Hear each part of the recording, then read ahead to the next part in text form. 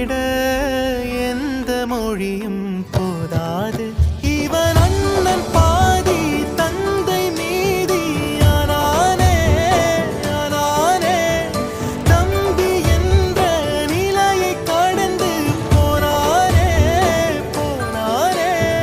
யாழி சூழ்ந்த உலகிலே யாவும் அழகாச்சே.